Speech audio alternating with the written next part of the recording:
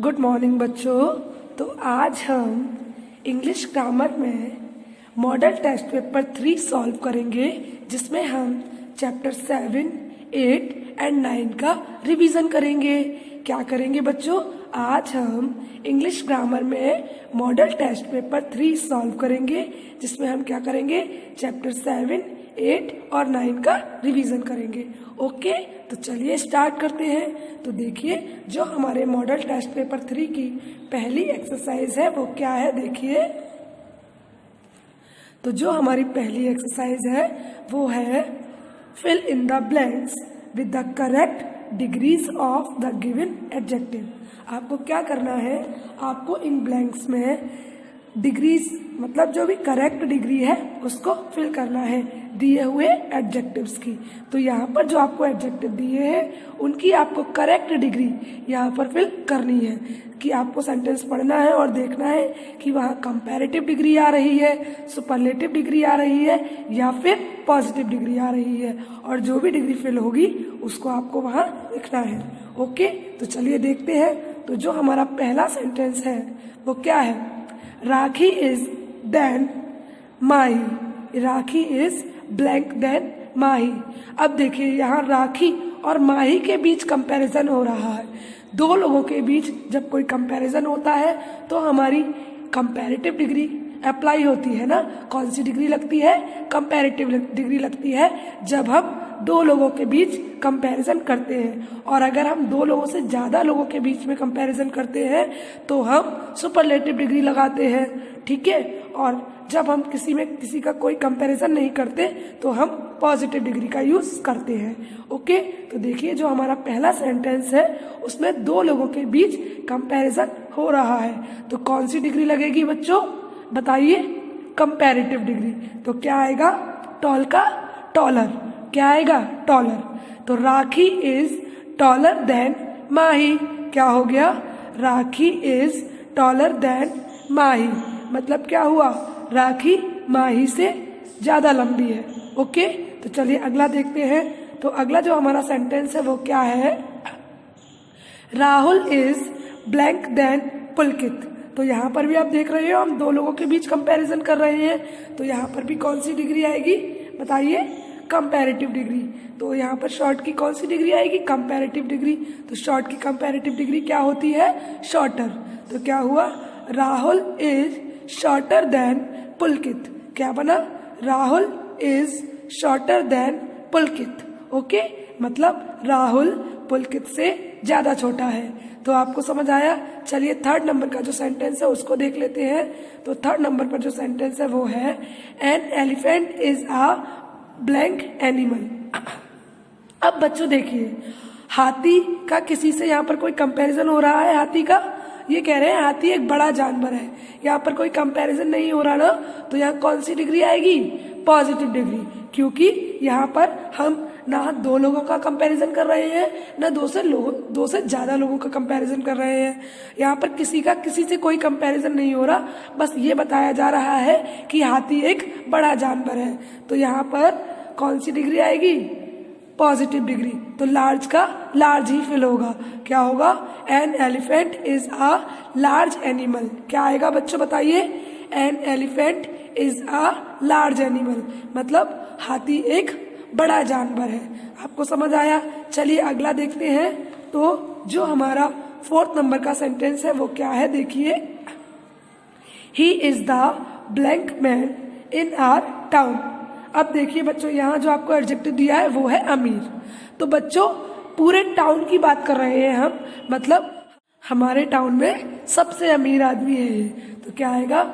He is the richest man in our town, मतलब वह हमारे टाउन का मतलब हमारे नगर का सबसे अमीर आदमी है।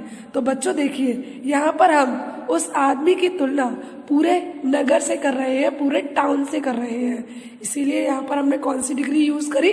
Superlative degree. He is the richest man in our town.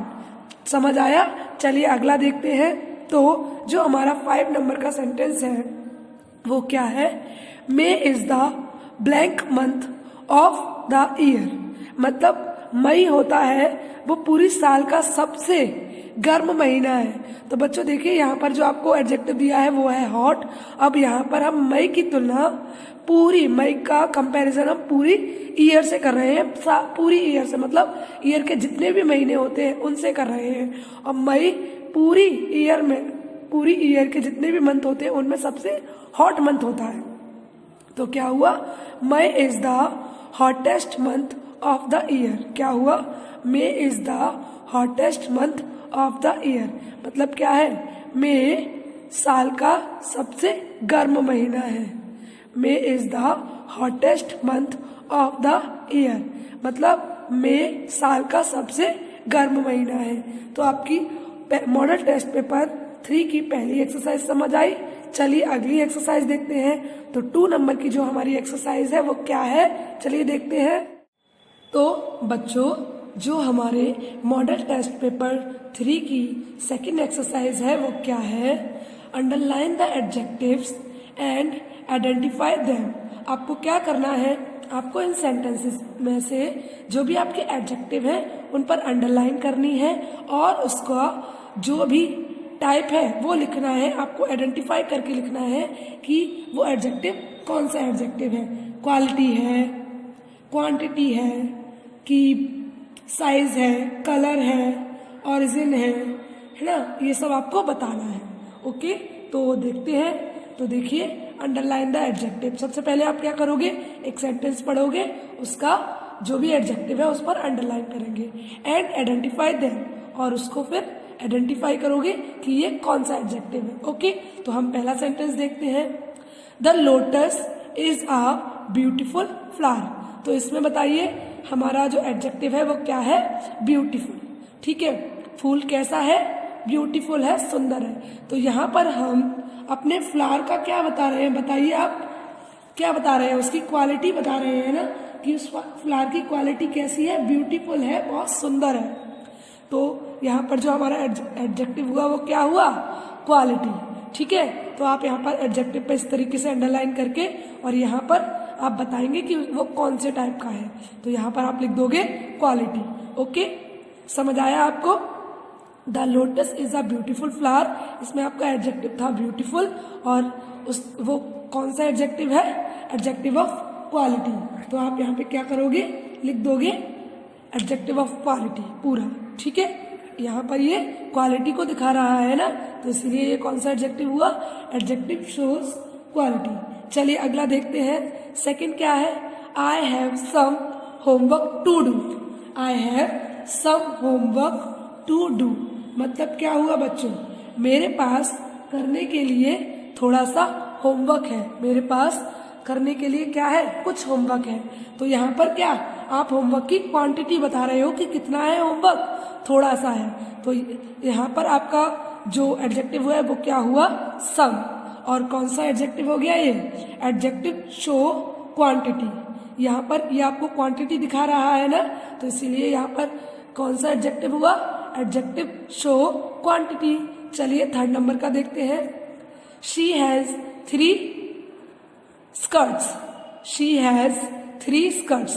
तो बच्चों यहाँ पर ये क्या बता रहे हैं, ये आपको नंबर बता रहे हैं कि हमारे पास कितनी स्कर्ट है, 3 स्कर्ट है। तो यहाँ पर आपका कौन सा एडजेक्टिव हुआ बताइए, एडजेक्टिव शो नंबर। कौन सा हुआ, एडजेक्टिव शो नंबर। ओके, तो यहाँ पर आपका जो एडजेक्टिव है वो क्या है, 3, और वो कौन सा एडजेक्टिव है, एडजेक्टिव शो नंबर। अगला देखते हैं। तो 4 आप यहाँ पे लिख दीजिएगा adjective show number. 4th number का है वो क्या है, देखिए। तो 4th नंबर का जो हमारा सेंटेंस है वो क्या है बच्चों, देखिए। The foolish goat fell into the well, मतलब क्या हुआ, एक मूर्ख बकरी कुएं में गिरी। तो बच्चों देखिए बकरी कैसी है, मूर्ख है। तो ये बकरी की क्या है, क्वालिटी है, उसका दोष है, उसकी बुराई है कि वो मूर्ख है। तो यहाँ पर जो आपका एडजेक्टिव है वो क्या है, फुलिश, और वो आपको क्या दिखा रहा है, क्वालिटी दिखा रहा है किसी चीज की, वो कैसी है, बुरी है, मूर्ख है। तो क्वालिटी दिखा रहा है ना, तो यहाँ पर आप क्या लिखोगे, एडजेक्टिव शो क्वालिटी, और आपका एडजेक्टिव क्या है, foolish.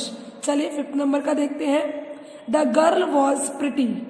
The girl was pretty मतलब लड़की कैसी थी बताइए, आकर्षक थी। तो यहाँ पर आपका जो एडजेक्टिव है वो क्या है, प्रिटी, और वो आपको क्या दिखा रहा है, क्वालिटी दिखा रहा है, कैसी थी चीज। तो ये क्या हुआ, एडजेक्टिव शो क्वालिटी। यहाँ पर जो आपका एडजेक्टिव है वो है प्रिटी, और वो कैसा एडजेक्टिव है, वो एडजेक्टिव शो क्वालिटी, क्योंकि वो है क्वालिटी दिखा रहा है आपको किसी चीज की। चलिए 6 नंबर का देखते हैं। I bought a writing table. क्या हुआ बच्चों, I bought a writing table मतलब मैंने एक राइटिंग टेबल खरीदी। तो मैंने एक कैसी टेबल खरीदी बच्चों, राइटिंग टेबल। तो ये क्या दिखा रहा है बताइए आप, यहाँ पर जो आपका एडजेक्टिव है राइटिंग, वो क्या दिखा रहा है आपको, वहां पर वो एडजेक्टिव सो, यूज और पर्पस बता रहा है कि यहाँ पर जो टेबल का यूज है वो किसके लिए है, किस पर्पस के लिए है, राइटिंग मतलब लिखने के लिए है। तो इसीलिए यहाँ पर आपका जो एडजेक्टिव है वो कौन सा है, एडजेक्टिव सो, यूज और पर्पस। तो आपको समझ आया। देखिए पहला जो आपका सेंटेंस था उसमें एडजेक्टिव था ब्यूटीफुल, जो कौन सा एडजेक्टिव था, adjective so quality. Second sentence में आपका जो एडजेक्टिव था वो था सम, वो किसके लिए था बताइए, कौन सा एडजेक्टिव था, adjective show quantity. Third sentence में थर्ड में जो हमारा एडजेक्टिव है वो है 3, और वो क्या दिखा रहा है बच्चों, हमें वो एडजेक्टिव शो नंबर को दिखा रहा है। अगले में 4th नंबर वाले में जो हमारा एडजेक्टिव है वो है फुलिश, और वो हमको क्या दिखा रहा है बच्चों बताइए आप मुझे, क्या दिखा रहा है, क्वालिटी दिखा रहा है। तो वो कौन सा एडजेक्टिव हुआ, adjective show quality. 5th number वाले में जो हमारा एडजेक्टिव है वो क्या है, प्रिटी, ठीक है, और वो हमको क्या दिखा रहा है बताइए क्वालिटी। तो क्या हुआ, adjective show quality. 6th number वाले सेंटेंस में जो हमारी एडजेक्टिव है वो है राइटिंग, और वो किसके लिए है, टेबल के यूज के लिए है, पर्पस के लिए है। तो वो हमें क्या दिखा रहा है, एडजेक्टिव शो यूज और पर्पस। ओके, तो आपको 2nd नंबर की जो एक्सरसाइज थी वो समझ आई। चलिए तो अब हम अपनी अगली एक्सरसाइज देखते हैं। तो 3rd नंबर की जो हमारी एक्सरसाइज है वो क्या है बच्चों, तो बच्चों जो हमारी 3rd नंबर की एक्सरसाइज है वो क्या है, right the correct articles before each noun. आपको क्या करना है, आपको यहाँ जो नाउन दिए हैं, यहाँ पर जो आपको नाउन दिए हैं, जो आपको फ्रेज दिए हैं, आपको उनके लिए एक करेक्ट क्या लगाना है, एक करेक्ट आर्टिकल लगाना है। आपको पता है मैंने आपको 3 आर्टिकल सिखाए हैं। आर्टिकल 3 होते हैं, ए, एन और द। कौन से होते हैं, ए, एन और द। ए का यूज हम कब करते हैं, ए का यूज हम व्यंजनों के लिए करते हैं। किसके लिए करते हैं, जब भी हमारा जो फर्स्ट लेटर होता है वो अगर कोई व्यंजन से स्टार्ट हो रहा होता है तो हम ए लगाते हैं, और अगर स्वर से हो रहा होता है तो हम एन लगाते हैं। और द का यूज हम एक प्रॉपर चीज के लिए करते हैं जो एक ही है प्रॉपर, ठीक है, उसके लिए हम द का यूज करते हैं। तो हम यहाँ पर द का यूज नहीं करेंगे, ए और एन का यूज करेंगे, ठीक है। चलिए देखते हैं। तो जो हमारा पहला जो फ्रेज है वो क्या है, देखिए बताइए पहला फ्रेज क्या है हमारा, तो ब्लैंक लार्ज एलिफेंट। तो यहाँ पर देखिए हम क्या बोल रहे हैं, लार्ज एलिफेंट। तो यहाँ पर जो हमारा क्या आ रहा है, ला व्यंजन है या स्वर है, बताइए व्यंजन है। तो यहाँ पर क्या फिल होगा, ए। अगला देखिए, अगला है ब्लैंक न्यू यूनिफॉर्म। अब यहाँ पर न्यू, तो आप क्या बोल रहे हो, ना स्वर है या व्यंजन है, व्यंजन है। तो आप क्या फिल करोगे, ए। अगला देखिए blank honest man, honest man. तो क्या आ रहा है, आ रहा है। अब क्या है बताइए, स्वर है या व्यंजन है, बताइए। आ जो है वो क्या है, स्वर है या व्यंजन है, स्वर है। तो यहाँ पर आप क्या फिल करोगे बच्चों, एन फिल करोगे। अगला देखिए 4th नंबर का जो आपका ब्लैंक है वो क्या है, ब्लैंक ऑरेंज काइट, ऑरेंज ठीक है। अब ये क्या है, स्वर है या व्यंजन है, स्वर है। तो यहाँ पर भी आप क्या फिल करोगे बच्चों, एन फिल करोगे। तो स्वर है, तो यहाँ पर क्या फिल होगा, एन। ठीक है, अगला देखते हैं। तो 5 नंबर का क्या है, blank tasty egg, blank tasty egg. तो टेस्टी, टे, टा आ रहा है, तो टा क्या है, स्वर है या व्यंजन है, व्यंजन है, तो आप क्या फिल करोगे, ए। 6 नंबर का देखिए, blank expensive car, expensive car, तो ई आ रहा है। ई क्या है बच्चों, स्वर है या व्यंजन है, बोलिए, स्वर है, तो आप क्या फिल करोगे, एन। तो एक बार फिर से दिखा देती हूं मैं। A large elephant, a new uniform, an honest man, N orange kite, a tasty egg, an expensive car. तो आपको समझ आ गए। चलिए, तो अब हम अपनी अगली एक्सरसाइज देखते हैं। तो जो हमारी 4th नंबर की एक्सरसाइज है वो क्या है, मैचिंग। तो मैच द अपोजिट एडजेक्टिव। आपको क्या करना है, आपको यहाँ जो एडजेक्टिव दिए हैं आपको उनको उनके अपोजिट एडजेक्टिव से मिलाना है। पहला क्या है, देखिए, लूज। लूज का मतलब क्या होता है, ढीला, और ढीले का अपोजिट मतलब विलोम क्या हुआ, टाइट, मतलब कसा हुआ। तो लूज का अपोजिट वर्ड क्या हुआ, अपोजिट एडजेक्टिव क्या हुआ, टाइट। तो लूज, टाइट, तो टाइट पर आप क्या डालोगे, नंबर 1। सेकंड देखिए, स्वीट, और स्वीट मतलब मीठा, और मीठे का विलोम अपोजिट क्या होगा, खट्टा। तो अपोजिट इसका एडजेक्टिव, अपोजिट एडजेक्टिव क्या होगा, सॉर, स्वीट सॉर। सॉर पे आप क्या डालोगे, नंबर 2। अगला चीप, चीप पर, चीप का मतलब क्या होता है, सस्ता, और सस्ते का क्या होगा, महंगा, तो कॉस्टली। चीप, कॉस्टली, कॉस्टली पे आप 3 नंबर डालोगे।